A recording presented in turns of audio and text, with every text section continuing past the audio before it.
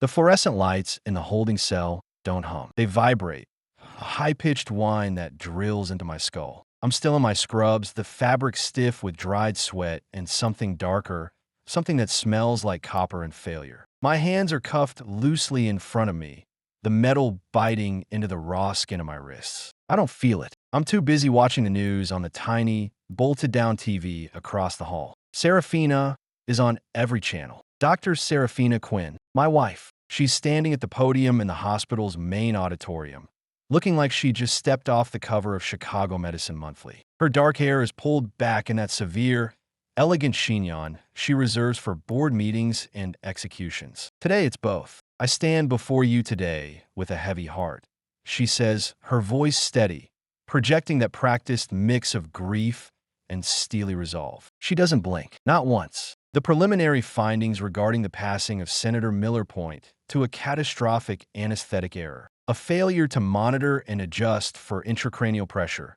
leading to irreversible hemorrhage. She pauses, letting the weight of the name, Senator Miller, hang in the air. The cameras flash. I watch her lips press into a thin line, the same look she gives me when I forget to refill the ice trays. As chief of neurosurgery, I am ultimately responsible for the standards of care at this institute. However, as a physician, I cannot allow personal relationships to compromise my oath. My husband, Dr. Elias Mercer, was the anesthesiologist on duty. He has been suspended pending a full investigation by the medical board and law enforcement. The reporter shoves a microphone toward her. Dr. Quinn, can you confirm reports that Dr. Mercer attempted to alter the drug logs? Serafina's jaw tightens almost imperceptibly. There it is, the lie. The evidence suggests a post-operative attempt to modify the electronic health record. We are fully cooperating with the state's attorney. Justice must be served, however painful. Painful, right? A laugh,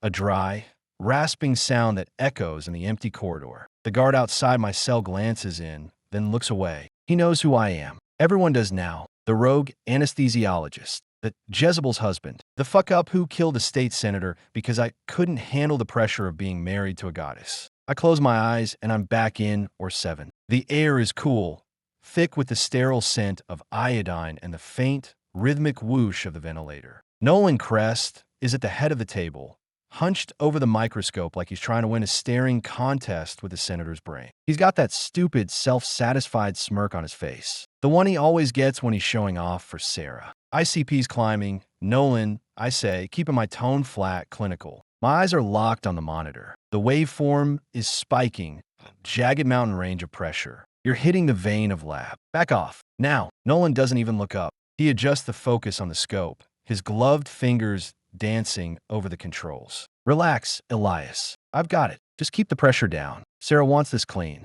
It's not clean. It's a breach. You're tearing the wall. Map is dropping. Stay in your lane, Mercer. He snaps, finally glancing over his shoulder. His eyes are wild, pupils dilated. He's high on the adrenaline, on the power, on her. I'm 2 millimeters from the tumor capsule. I'm not stopping now. Not with her watching. He pushes deeper. The monitor screams. Bright red blood floods the surgical field.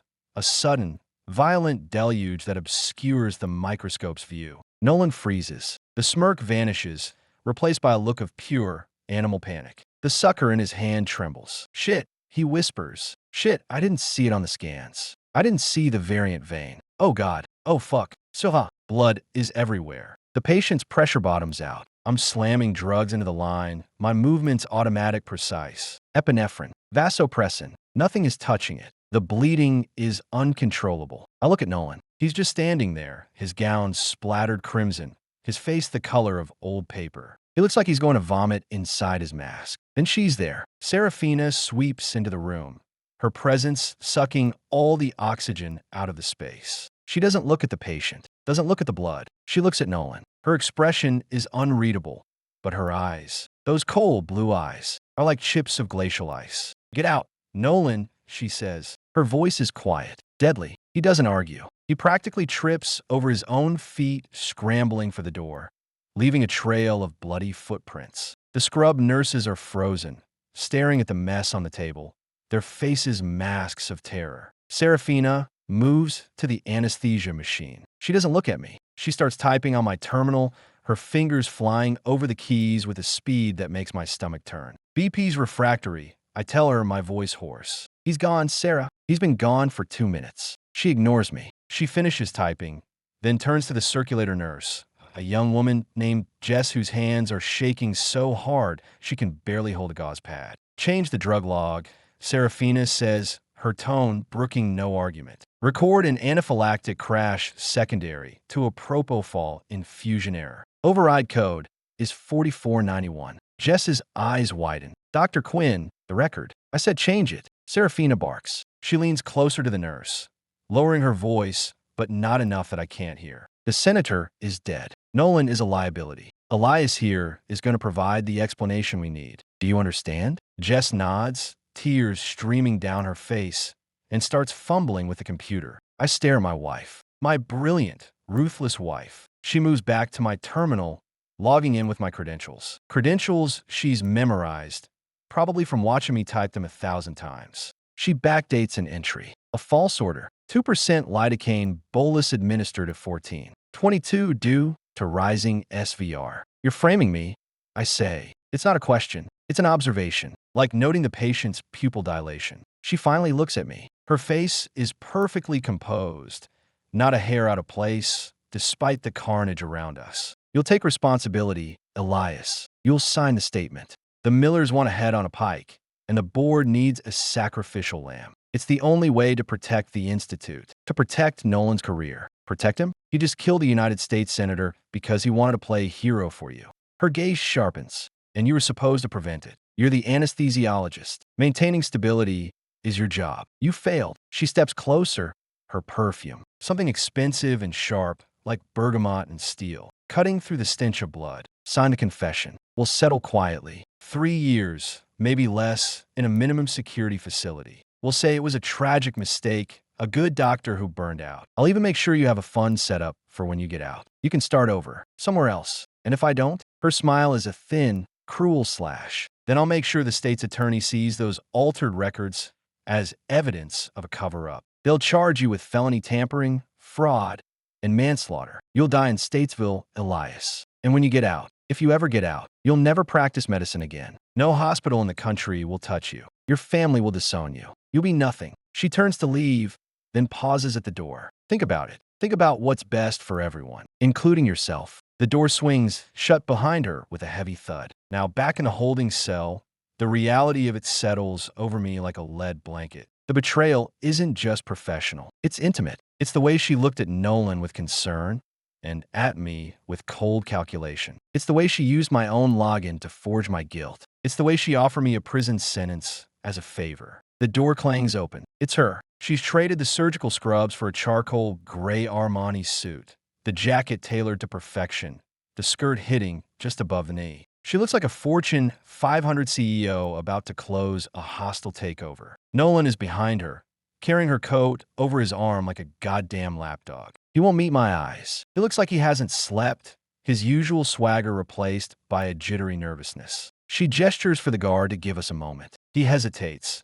then steps back, closing the door but staying within earshot. Standard procedure. Sarah, I say, my voice rough. I don't stand. I just lean back against the cold wall. Elias. She folds her arms, looking down at me. Have you reconsidered? My offer stands until I walk out that door. I look past her, at Nolan. He's staring at his shoes, his face pale. I feel a cold, hard-knot form in my chest. It's not anger anymore. It's something colder, clearer. You told him to leave the or, I say, keeping my tone neutral. You told Jess to change the logs. You type into my terminal. You said, Elias is my husband. He'll take the fall. Her expression doesn't change, but I see the slight tightening around her eyes. A micro-expression of warning. Careful, Elias. You're sounding paranoid. The stress of the situation. No, I cut her off. I lean forward, meeting her gaze directly for the first time since this started. I'm sounding like a man who knows exactly what or 17 is. The change in her is instantaneous. The color drains from her face, replaced by a flush of anger. Her composure cracks for a split second, just a flicker, before she slams it back into place. Nolan's head snaps up, his eyes wide with a dawning horror I haven't seen since the blood started pouring into that microscope. What did you say? She whispers, her voice dangerously low. I said, or 17, I repeat, enunciating each letter and number. The black box, the one you and the board thought was just a tech demo, the one that records everything. The ventilator waveforms, the gas levels, the microscope feed, and the audio. Every word, especially the part where you told Jess to blame the propofol. She takes a step toward me, her hands balling into fists. You're bluffing. That system isn't even connected to the network. It's a prototype. It's not admissible. It's right once memory. Sarah, I say, standing up slowly. The cuffs rattle. I'm taller than her.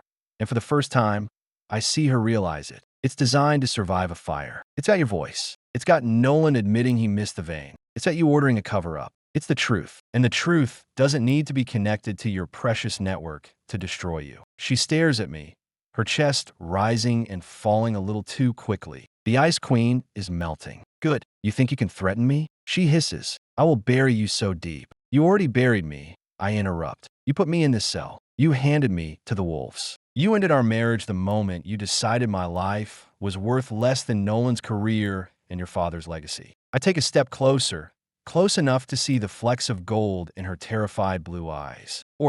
17 isn't going to the hospital. It's not going to your lawyers. It's going to the U.S. Attorney's Office. And when they listen to it, they're not just going to hear about the senator. They're going to hear about every other time you've used my login to clean up Nolan's messes. Every unauthorized trial. Every secret settlement paid out of research funds. Nolan makes a choked sound behind her. She whirls on him, her eyes blazing. Shut up, Nolan. I smile. It feels alien on my face. He knows, doesn't he? He knows what that file really is. He knows what it means. She turns back to me, her face a mask of pure, undiluted hatred. You'll regret this, Elias. You'll lose everything. I already have, I say. The difference is, now you will too. She stares at me for a long, silent moment. Then, without another word, she spins on her heel and strides out, Nolan scrambling to follow. The door slams shut behind them. I sit back down on the bench, the cold metal seeping through my scrubs. My heart is hammering,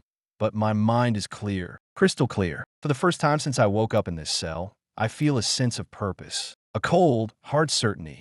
17. The silent witness. The key to burning her empire to the ground. Let her come for me. I'm ready. The game has changed. And this time, I'm not playing by her rules. The guard opens the door again. Mercer, lawyer's here. I nod, standing up. My legs are steady. My voice when I speak is calm. Good. Tell him we're not taking a plea. We're going to war. The guard looks surprised, then nods and leads me down the corridor. I don't look back. I'm done looking back. I'm looking forward. Forward to the day I sit in that courtroom and watch the woman I loved, the woman who tried to destroy me, finally get what she deserves. Justice. Real justice. Not the kind she manufactures in her ORs and boardrooms. The kind that comes from a file labeled 17. The kind that ends empires. The motel room smells like stale cigarette smoke and cheap disinfectant. The kind of place where you pay cash and ask no questions. My lawyer, Ben Price, is sitting on the rickety desk chair, balancing his laptop on his knees. He's a big guy, ex-military from the look of his haircut and the way he carries himself. All business, no bullshit. He's been doing mostly DUIs and the occasional bar fight for the last decade, but he's got a mind like a steel trap for technicalities. And right now, he's looking at me like I just grew a second head. 17.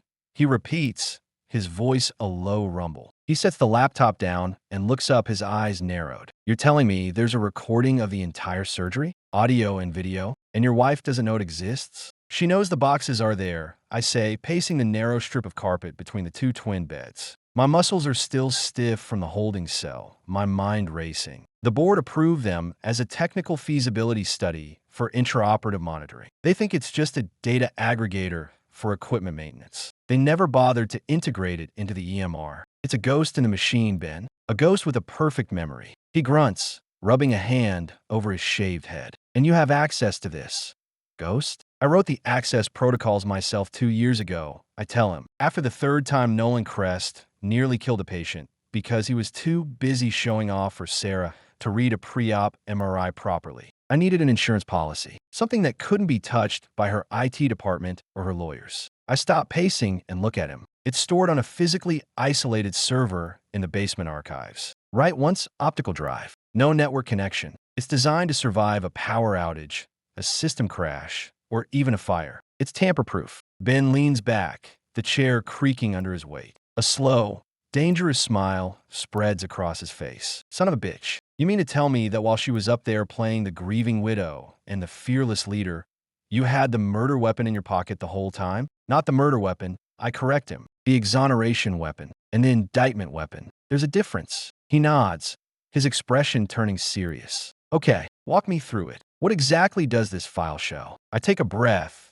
the images from that day flashing behind my eyes. It starts with the vitals. My voice, clear as day, telling Nolan the ICP is spiking, telling him he's breaching the vein. Then you hear Nolan. He's slurring, agitated. Stay in your lane, Elias. Then the crash, the bleed, him panicking, saying he didn't see the vein on the scan. Then Sarah comes in. You hear her tell him to get out. Then you hear her order the nurse to change the drug log. You hear her type on my terminal. You hear her say, Elias is my husband. He'll take the fall. Ben is silent for a long moment, processing. Then he lets out a low whistle. That's not just malpractice, Elias. That's conspiracy, obstruction of justice, evidence tampering. If that audio is as clear as you say, we don't just have reasonable doubt. We have a confession from her. Exactly, I say. But here's the thing, Ben. That's just one file, one surgery. I need more. He frowns. More what? More proof that this wasn't a one-time thing. That she's been using me as a scapegoat for Nolan's fuck-ups for months.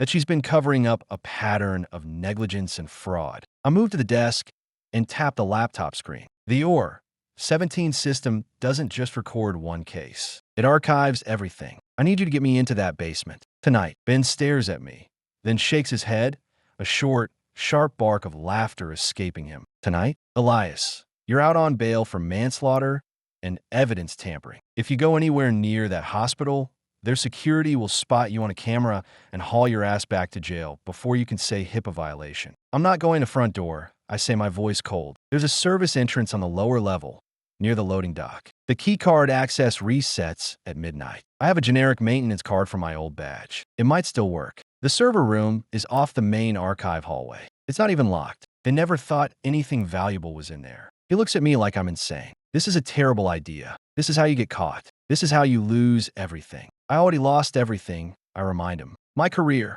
my freedom, my wife. All I have left is the truth. And I'm not giving that to the state's attorney in dribs and drabs. I'm giving them a fucking avalanche. Ben holds my gaze for a long moment, then sighs and closes his laptop. Fine, but we do this my way. We go in separate cars. You wear a hat, a hoodie, something that doesn't make you look like a doctor. And if I see one camera or one security guard, we turn around. Understood? Understood. Good. And Elias? If we get that drive, we don't plug it into any hospital computer. We don't even plug into my office network. We go straight to a burner laptop and a Faraday bag. I want that data so cold it could freeze hell. Done. The drive to the hospital is a blur of dark streets and darker thoughts. I'm in a borrowed car, an old Toyota Camry that smells like fast food and regret. Ben follows 2 cars behind in his truck. The Quinn Institute is a monolith of glass and steel, glowing against the night sky. It looks like a temple, and I'm about to rob it. We park in an alley behind the building, away from the main security lights. The air is cold, damp. Ben meets me by the dumpster, handing me a black hoodie and a baseball cap. Put these on, and keep your head down. We move quickly to the service entrance. My heart is hammering against my ribs, but my hands are steady. I swipe the old maintenance card. The light turns green. The lock clicks. So far, so good. Inside, the corridors are dimly lit, silent except for the hum of the HVAC system. We move like shadows, sticking to the walls. The archive level is 2 floors down. The elevator feels like it takes an eternity. When the doors open, the smell of dust and old paper hits me. The server room is exactly where I left it. A small, windowless room at the end of a long hall. The door is slightly ajar. I push it open. Inside, the machines hum quietly, their lights blinking in the darkness. The 17 unit is a nondescript black box on a shelf, its status light glowing a steady green. Ben stays by the door, keeping watch. I approach the unit, my fingers trembling slightly as I reach for the drive tray. It slides open smoothly. The drive inside is small, silver. I pull out, feeling its weight. It's heavier than it looks. Got it, I whisper. Move, Ben says, his voice tight. I heard a cart upstairs. Someone's coming. We slip back into the hall, moving quickly but silently. We're almost to the elevator when a voice calls out from behind us. Hey, who's there? I don't look back. I break into a run, Ben right beside me. We hit the stairs, taking them two at a time. The voice shouts again, closer now. We burst out the service entrance, the cold night air hitting us like a slap. We dive into our cars just as a security guard appears in the doorway, his flashlight beam cutting through the darkness. I peel out of the alley, my heart in my throat. In the rearview mirror, I see the guard shining his light after us, but he doesn't give chase. We're clear. Ben meets me at a diner a few miles away, a greasy spoon that's open all night. We slide into a back booth, the vinyl sticky under my hands. He pulls out the drive, handling it like it's made of glass. He slips it into a small, black pouch, a Faraday bag, and seals it. Let's see what we've got, he says, pulling out the burner laptop. He connects the drive, his fingers flying over the keyboard. The screen flickers, then fills with lines of code, timestamps, and data streams. He navigates to the file for the Miller's surgery first. He hits play. The audio is crystal clear. My own voice. Nolan, ICP is through the roof. You're breaching the vein. Back off. Nolan's voice. Panicked. Shit. I didn't see it on the pre-op scans. I didn't see the variant vein. Oh God. Oh fuck. So, Then Serafina, cold and commanding. Get out, Nolan. The sound of her typing. Then her voice to the nurse. Change the drug log. Record an anaphylactic crash secondary to a propofol infusion error. Then the final blow. Elias is my husband. He'll take the fall. Ben leans back, his face illuminated by the laptop's glow. He looks stunned. Holy shit, Elias. This is a prosecutor's wet dream. She's finished. Absolutely finished. Play the others, I say, my voice hard. He scrolls through the archive, pulling up files from other dates over the last year. We watch 3 more surgeries. In each one, Nolan makes a critical error, misidentifying an artery, leaving a bone flap loose, causing an air embolism. In each one, I can be heard correcting him, warning him. And in each one, after the patient is stabilized or the damage is done, Serafina can be heard in the background,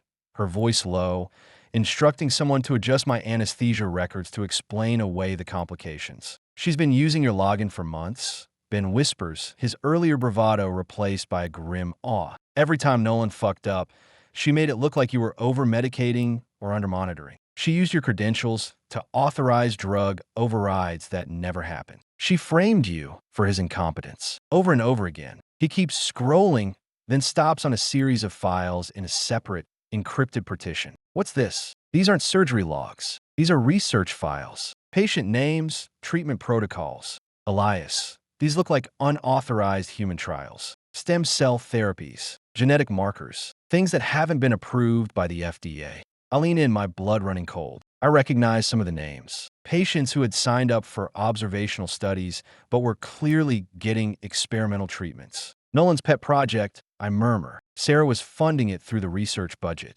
using patients as guinea pigs without their knowledge or consent. And she was hiding the adverse events in my logs. Ben closes the laptop slowly, his expression unreadable. This isn't just about the senator anymore, Elias. This is RICO territory. Conspiracy, fraud, manslaughter, illegal human experimentation. If we take this to the feds, they won't just come for Serafina. They'll come for the entire Quinn Institute. The board, the research staff, the venture capital firms that funded them. It'll be a massacre. I look at him, and for the first time since this nightmare began, I feel a sense of calm. A deadly, focused calm. That's exactly what I want, Ben. She didn't just try to ruin my life. She tried to erase it. She used my love for her, my respect for her position, to turn me into a criminal. She made me a ghost in her perfect world. I take the drive from him, holding in my palm. It feels warm, alive. She wanted me to be her secret, her dirty little secret she could dispose of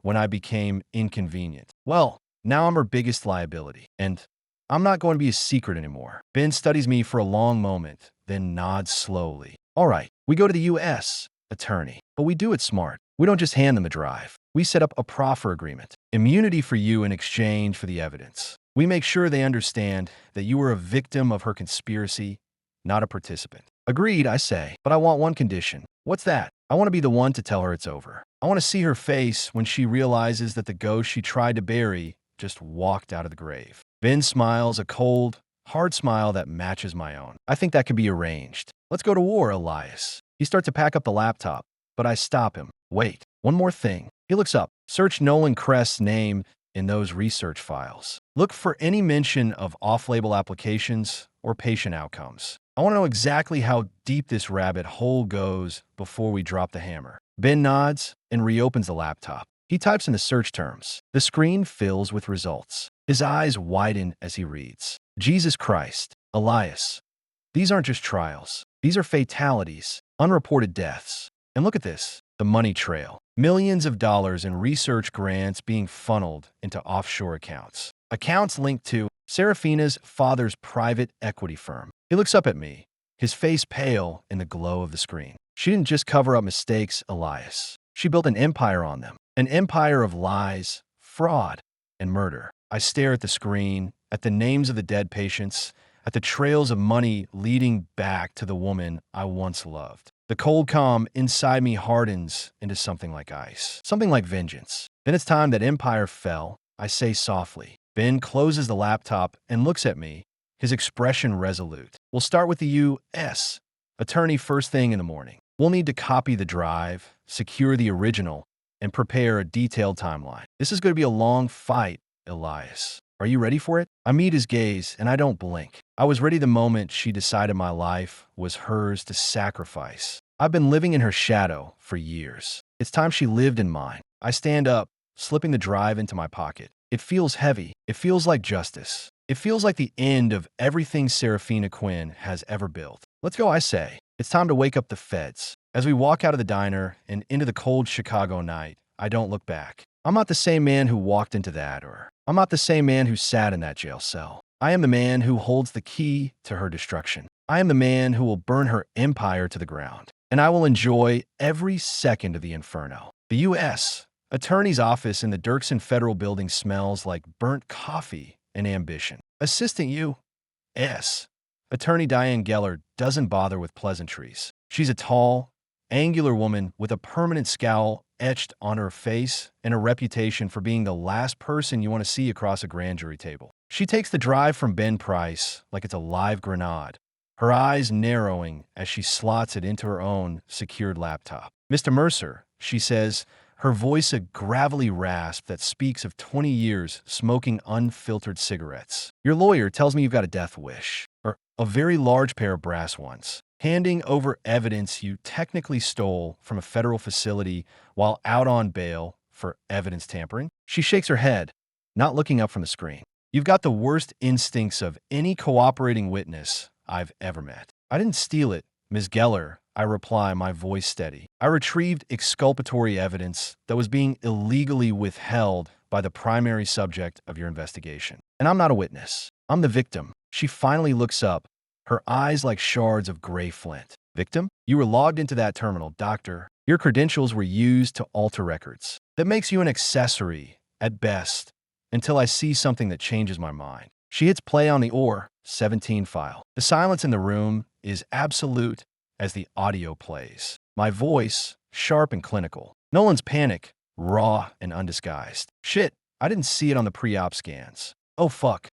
Then her voice, cold, commanding. Get out, Nolan. The sound of her typing. Then the words that hang in the air like poison gas. Change the drug log. Elias is my husband. He'll take the fall. Geller doesn't react. She just watches, her face an impassive mask. But her fingers tighten on the edge of the desk. When it's over, she sits back, exhaling slowly. Well, that certainly changes the complexion of the Miller case. Manslaughter charges against you are officially on hold, Mr. Mercer. But this, she taps the screen, bringing up the list of other files, the research logs. This is bigger. This is why I've had a preliminary interest in Quinn Neurosurgical for the last 18 months. We suspected Medicare fraud, kickbacks from device manufacturers. But this? Illegal human experimentation? Unreported fatalities? This is a RICO case. This is the FBI, the HHSOIG, and half a dozen other agencies. Nolan Crest is the key to the research side, I tell her. He's the one running the trials. He's the one falsifying the data.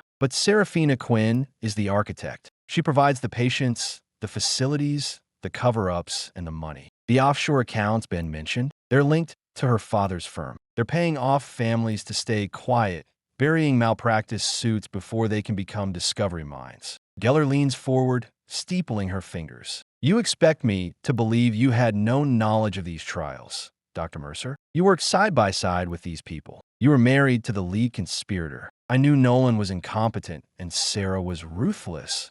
I say, meeting her gaze without flinching. I suspected she was covering for him. I didn't know she was running a goddamn organ harvesting ring disguised as a research lab. The OR 17 system was my insurance policy against Nolan's mistakes, not a window into her entire criminal enterprise. But now that I have that window, I'm willing to help you shatter it. She studies me for a long moment, then looks at Ben. Get him immunity. Full proffer protection for any actions taken prior to his arrest, contingent on the successful prosecution of Quinn and Crest. And get him a new identity if he needs it, because when this leaks, he's going to need it. She turns back to me. But understand this, Mercer, you're a material witness now. You don't talk to the press, you don't talk to your wife, and you sure as hell don't go near that hospital again. You breathe a word of this to anyone, including your mother, and that immunity evaporates. We clear? Crystal, I say. Good. Now get out. I've got a joint task force to convene. Ben and I leave the building,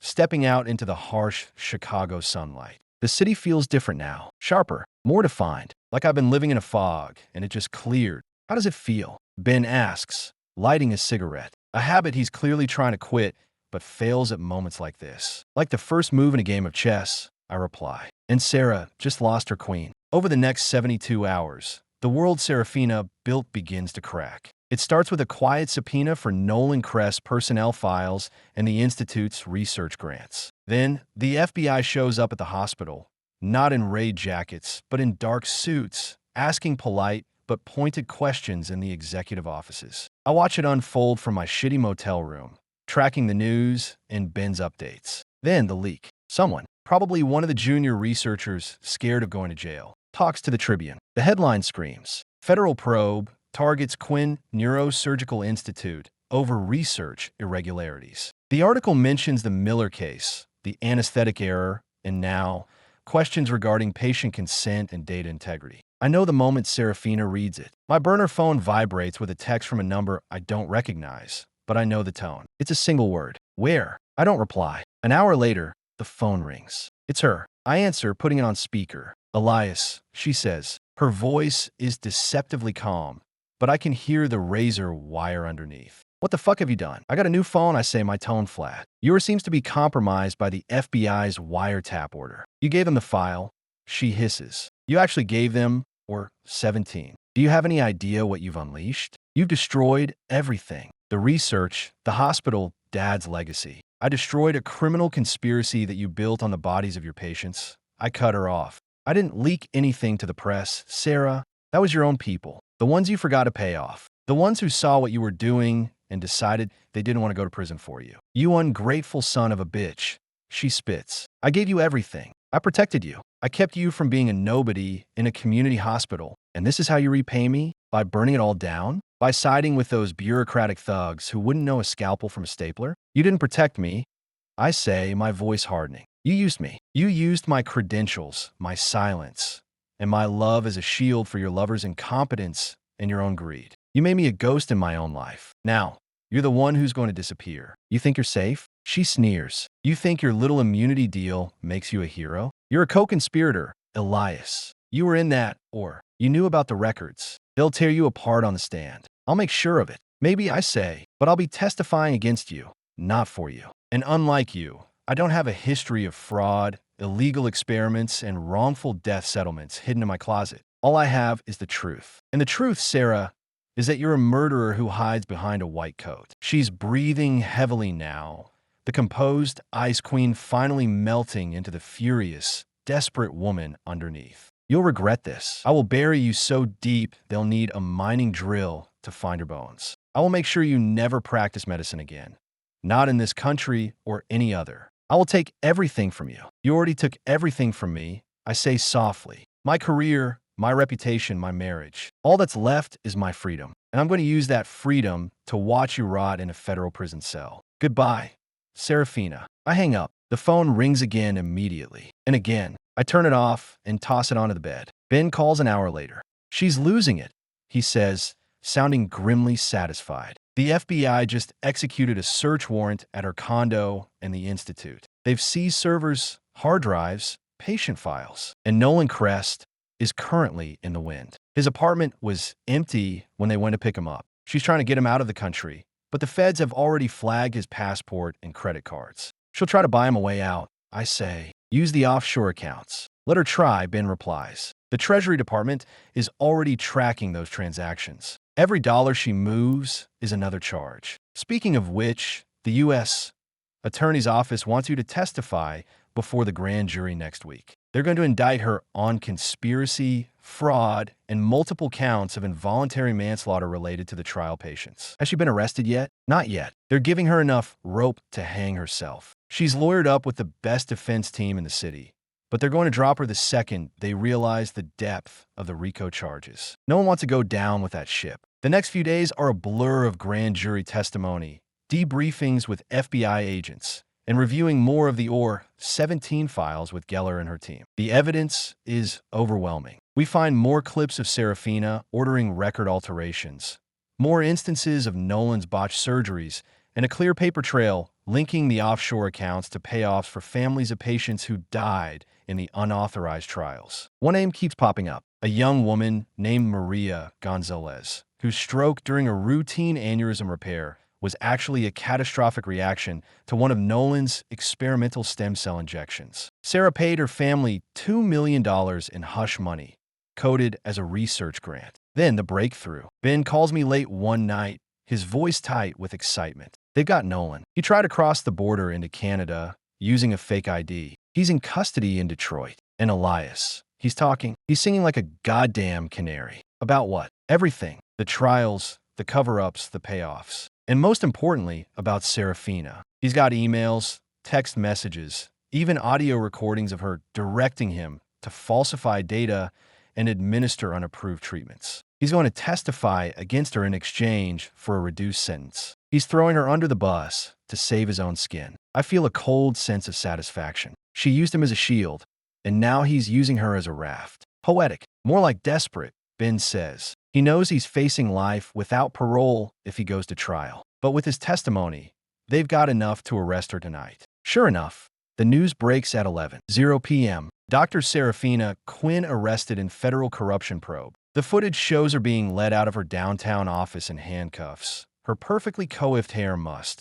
her face a mask of fury and disbelief. She doesn't look at the cameras. She doesn't say a word. I see the look in her eyes as they shove her into the back of the black SUV. It's not just anger. It's hatred. Pure, unadulterated hatred directed at the one person she knows could have done this to her. Me. The fallout is swift and brutal. The Quinn Neurosurgical Institute is placed under administrative receivership by the government. The NIH freezes all research grants. The university terminates its teaching affiliation. Insurance companies suspend payments, citing fraudulent billing practices. The board of directors resigns en masse. Serafina's father's private equity firm is investigated for securities fraud. The Quinn empire, built over 3 generations, collapses in a matter of weeks. I watch it all from the sidelines, a ghost observing the ruins of his former life. I'm not celebrating. There's no joy in this. Just a cold, hard resolution. Justice isn't about revenge. It's about balance.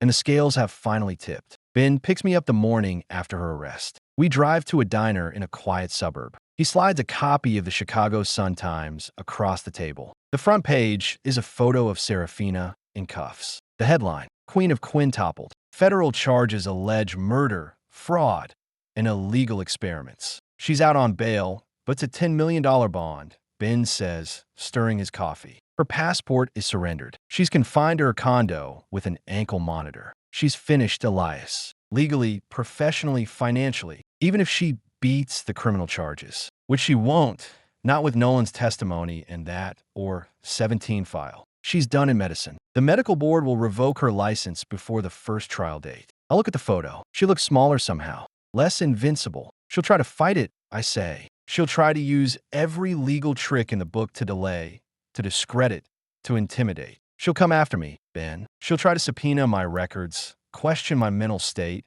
claim I'm a vengeful ex-husband who fabricated the whole thing. Let her, Ben says, a hard edge to his voice. We've got the drive. We've got Nolan. We got the paper trail. And we've got the full weight of the federal government behind us. She's not fighting you anymore, Elias. She's fighting the United States of America. and she's going to lose. I nod, folding the newspaper and setting it aside. When's the trial date? 6 months, maybe a year. These things take time, but the arraignment is next week. You'll be there? Front row, I say. I want to see her face when she realizes it's over. Ben looks at me, his expression serious. Just remember, Elias, this isn't the end. It's just the beginning of the rest of your life. You're going to have to figure out who you are without her, without the hospital, without the title. That's going to be harder than any trial. I meet his gaze. I know, but for the first time in a long time, I'm looking forward to the challenge. As we finish our coffee, I think about the man I was before all this. The man who lived in the shadows of his wife's brilliance, who accepted her lies because he loved her, who trusted her with his career and his life. That man is dead. In his place is someone new, someone harder, someone who understands that trust is a luxury, love is a vulnerability, and the truth is the only weapon that matters. I think about the OR 17 file sitting in an evidence locker in the Dirksen building, a silent sentinel, a digital tombstone for an empire built on lies. And I think about the day I'll finally stand in that courtroom, look Serafina Quinn in the eye, and tell her exactly why I did it. Not for revenge, not for justice, but because she made me choose between my life and her lies. And she underestimated me. She underestimated the man she tried to turn into a ghost. And that was her last and most fatal error. The courtroom smells like old wood, lemon polish, and the acrid tang of desperation. It's been 14 months since they led Serafina out of her office in cuffs.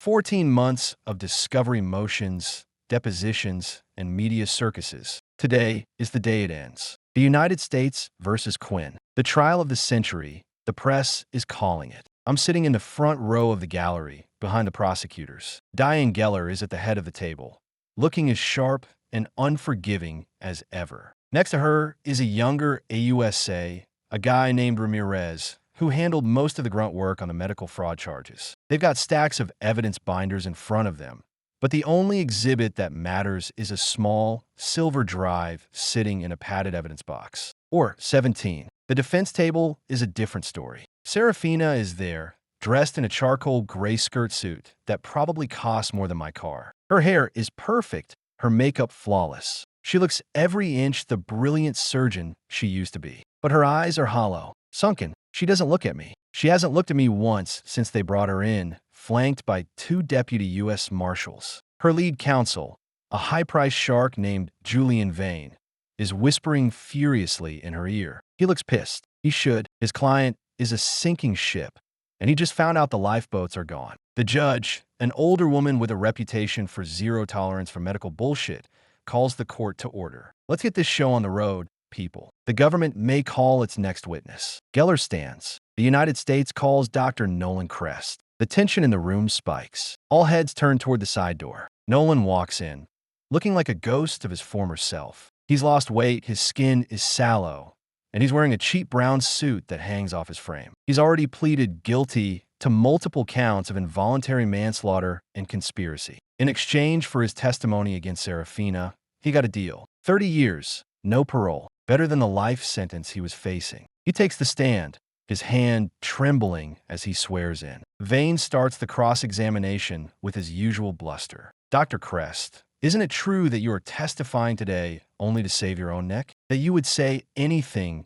implicate anyone, to avoid spending the rest of your life in prison? Nolan doesn't even flinch. He looks directly at the jury, his voice surprisingly steady. I'm testifying because it's the truth, and because I'm tired of living with what we did, what she made us do. Objection, Your Honor. Vane snaps, calls for speculation. Sustained. Move along, Mr. Vane, the judge says, unimpressed. Vane leans over the lectern, getting in Nolan's face. Isn't it true, Dr. Crest, that you were the one primarily responsible for the unauthorized research? That Dr. Quinn merely provided oversight, which you then misrepresented to her? Nolan actually laughs, a dry, bitter sound. Oversight? She directed it. She chose the patients. She told me which ones were expendable for the trials. She told me to falsify the data when the results were unfavorable. He pauses, looking past Vane, finally meeting Serafina's gaze. And when Senator Miller started bleeding out on the table because I missed a vein,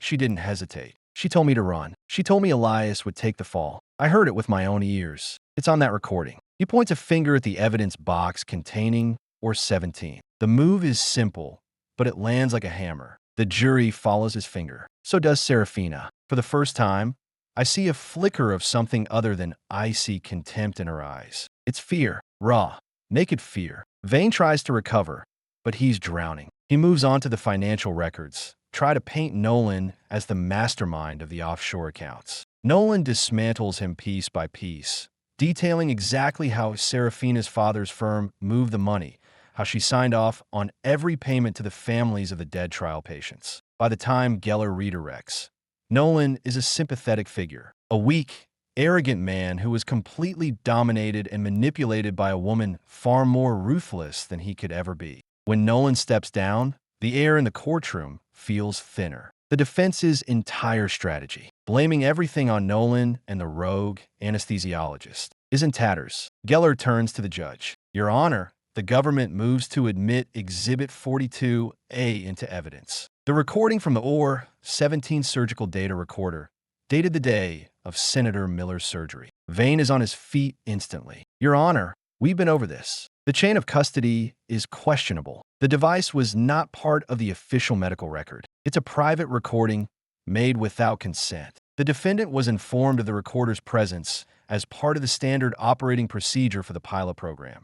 Mr. Vane, Geller cuts him off, her voice like steel. And the chain of custody is impeccable. It was retrieved by the defendant's husband, Dr. Mercer, and turned over to federal authorities within hours. The data is write once, tamper evident, and has been verified by 3 independent forensic experts. It's the most reliable piece of evidence in this case. The judge looks at her screen, reviews the filings, then nods. Exhibit 42A is admitted. Play the recording for the jury. The courtroom goes dead silent as the clerk hits play. My own voice fills the space, sharp and clinical. Nolan, ICP is through the roof. You're breaching the vein. Back off. Then Nolan's panic. Shit. I didn't see it on the pre-op scans. I didn't see the variant vein. Oh God. Oh fuck. Then her. Cold. Commanding. The voice of a woman who believes she is above the law. Get out, Nolan. The sound of her typing. Then the words that seal her fate. Change the drug log. Record an anaphylactic crash secondary to a propofol infusion error. Elias is my husband. He'll take the fall. It's worse hearing it in this room, surrounded by these people. It's not just a memory anymore. It's a verdict waiting to happen. I watch the jurors' faces. Some look stunned. Others look sick. One older woman, a retired teacher, is staring at Serafina with undisguised revulsion. Serafina doesn't move. She doesn't flinch. She just sits there, her hands gripping the edge of the table so tightly her knuckles are white. But I see it, the slight tremor in her lower lip, the way her chest rises and falls just a little too fast. The Ice Queen is cracking. Vane rests his case without calling a single witness. It's a tactical surrender. There's nothing left to say. The defense's argument is a joke, a desperate claim that Serafina was in emotional shock and misspoke in the heat of the moment, and that the OR 17 system was an illegal surveillance device. The jury isn't buying it. They've seen the woman behind the white coat. They've heard the monster behind the scalpel. Closing arguments are a formality. Geller is a master. She doesn't need to shout. She simply lays out the facts, connecting the dots between the Miller cover-up, the illegal trials, the secret bank accounts, and the dozens of patients who died or were maimed because of Serafina Quinn's arrogance and greed. She ends with a simple question. How many more lives would have been sacrificed on the altar of her ambition if Dr. Mercer hadn't had the courage to stop it? Vane gives it his best shot, trying to paint me as a jealous, embittered ex-husband who fabricated evidence out of spite. But it rings hollow. The recording speaks for itself. The paper trail speaks for itself. Nolan's testimony speaks for itself. The jury is out for 6 hours. 6 hours that feel like 6 years. I sit in that hard wooden chair, Ben Price beside me, and I don't move. I don't fidget. I just watch her. She doesn't look at me either. She stares straight ahead at the empty jury box, her face a beautiful, terrifying mask. When the jury comes back, the foreman, a middle-aged man in a rumpled suit, stands. The judge asks for the verdict. On the count of conspiracy to commit healthcare fraud, guilty. On the count of wire fraud, guilty. On the count of obstruction of justice, guilty. On the count of making false statements, guilty. On 3 counts of involuntary manslaughter related to the unauthorized human trials, guilty. on the count of causing the death of a federal official through gross negligence and cover-up. Guilty, guilty, guilty, guilty. The word echoes in the silent courtroom. Each one is a nail in her coffin. Each one is a shard of glass being pulled from my own back. Serafina still doesn't react. Not until the final count. Then, her shoulders slump almost imperceptibly. The fight goes out of her. She looks defeated, small. The judge sets a sentencing date for 3 months out, but everyone in the room knows what's coming. Life in a federal penitentiary. She'll never practice medicine again. She'll never see the inside of the Quinn Institute. Her father's company is already in Chapter 11. The empire is ashes. As the marshals move to take her away, she finally looks at me. The courtroom is buzzing, reporters rushing for the doors, but our eyes meet across the well of the court. It's a long look, a look that lasts a lifetime. I see the woman I married, the brilliant, driven woman who saved lives and inspired awe. And I see the monster who tried to destroy me to protect her own. She leans toward her marshal, speaking softly. He hesitates, then allows her to take a step toward me. Vane tries to stop her, but she shrugs him off. She walks right up to the bar, her hands cuffed in front of her. Her eyes are dry, but they burn with a cold fire. Elias, she whispers. Her voice is hoarse, stripped of its usual command. Why? Why would you do this? Why would you burn it all down? Everything we built, everything I gave you, you could have just taken a fall. A few years, some money. We could have survived it. I would have taken care of you. She leans closer, her breath smelling faintly of mint and despair. Why did you have to destroy my family's name? My father's legacy? The hospital? All for what? Your pride? Your ego? I stand up slowly, meeting her at the bar. I'm taller than her now. I always was, but she never let me feel it. Now I do. I look down at her, and I feel nothing. No love, no hate, just a vast, empty calm. You're wrong, Sarah, I say, my voice low enough that only she can hear. It wasn't about pride. It wasn't about ego. It wasn't even about the senator. It was about the moment you decided my life was yours to sacrifice. The moment you looked at me and saw a scapegoat instead of a husband. The moment you typed into my terminal and signed my name to a lie. I pause, letting my words sink in. I see the realization dawn in her eyes. The understanding that she never really knew me at all. You asked me why I destroyed your empire. I continue. But you're mistaken. I didn't destroy it. You did. With every lie you told, every patient you used, every life you threw away to protect Nolan and your own vanity. I just provided the evidence. I just turned on the lights so everyone else could see the rot. I lean in, close enough that I can see the fine lines around her eyes, the cracks in her perfect facade. You ended our marriage the second you decided to frame me. Or, 17 didn't end your empire, Sarah. It just ended your ability to hide behind it. The file didn't destroy your world. It just revealed what it always was. A tomb built on the bodies of the people you were sworn to heal. She stares at me, her mouth slightly open. For the first time in her life, she is utterly speechless. There are no more arguments, no more threats, no more lies. Just the truth hanging between us like a blade. I step back. Goodbye, Serafina. I hope you find some use for that brilliant mind in a federal prison library. The marshal guides her away. She doesn't resist. She doesn't look back. She walks out of the courtroom with her head held high, the last defiant act of a woman who has lost everything. But I see her hands. They're shaking now, uncontrollably. Ben puts a hand on my shoulder. You okay, man? I nod, turning away from the empty doorway. I am now. We walk out of the courthouse into the bright Chicago sunlight. Reporters shout questions, cameras flash, but I ignore them all. I keep walking, down the steps, past the crowd, toward the future. A future that doesn't include her, or the hospital, or the lies. My medical license is gone. My career in neuroanesthesia is over. I'll never practice in a major hospital again. But I'm free, truly free. Free from her shadow, free from her expectations, free from the constant fear of being her next casualty. Ben offers to buy me a drink. I decline. I want to be alone. I want to walk. I want to feel the city around me without the weight of her name on my back. I think about the OR 17 file, now sealed in an evidence locker, a permanent part of the public record, a monument to a lie and a testament to the truth. I think about Nolan rotting in a cell and Serafina facing the same fate. I think about the patients they hurt, the families they destroyed. And I think about the man I was before all this. The man who loved a woman who was incapable of loving anything but power. He's gone, and I don't miss him. I stop at a corner, waiting for the light to change. A young couple walks past, laughing. A bus rumbles by. A siren wails in the distance. The world is loud, chaotic, and beautifully indifferent. The light turns green. I cross the street. I don't know what I'm going to do next. Maybe I'll teach. Maybe I'll consult. Maybe I'll just disappear for a while.